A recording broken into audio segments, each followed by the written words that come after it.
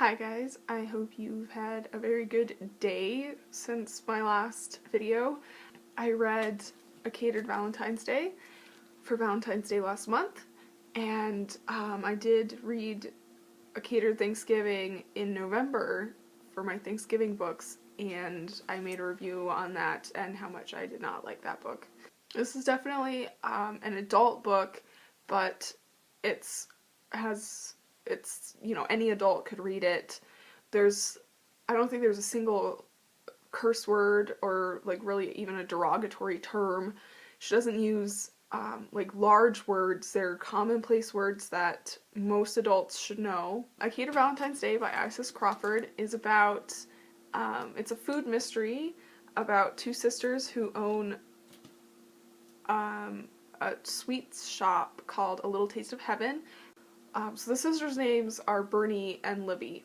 But they also have a knack for getting stuck in situations and they have to help people, and murders are like almost always involved.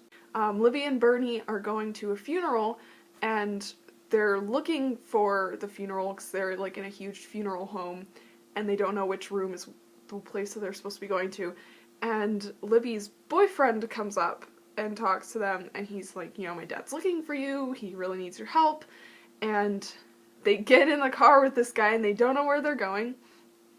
And they go to the cemetery, and they go to this abandoned section of the cemetery. He shows them a body in a grave.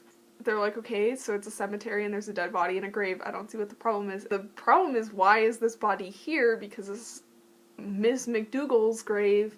Somebody else is supposed to be here, and this guy was supposed to have died in a car crash, flaming fiery balls of death, like weeks ago. So compared to A Catered Thanksgiving, Bernie's personality is much more defined. She's much more subdued in the Thanksgiving one. In the Thanksgiving one, she occasionally had clever facts. She is a little bit more of like a brainiac, or like a Hermione, than she is in the Thanksgiving book. And how do they suddenly get roped into a murder mystery? If I find someone buried somewhere, I'm not going to call my friends. I'm going to call the police and have them do it. The guy's explanation for why he called them was that he was hoping that they would be able to keep it quiet. Something that the police are really good at doing. So he could have done that and just said, hey, can you not disclose information? Can you not talk to people about this? Can you keep it hush-hush? There were so many errors. Like, I stopped counting. It was bad. Words were misplaced. She would put the wrong plurals. There were, have you see him instead of have you seen him. It was, fairly small things, like if there were only one or two, then it wouldn't have been a problem, but it got to be so that it detracted from the actual story. At the very end of the book, they kind of summarize the whole thing. I didn't feel it was necessary. What happens is the author makes all of the, good guys that solved the case sit around together, around the coffee table and eat food and talk to each other about what happened. I think it would have been a lot better if she had, for instance, had the wife of the dead guy explain what was going on to the girls and had it go through that way.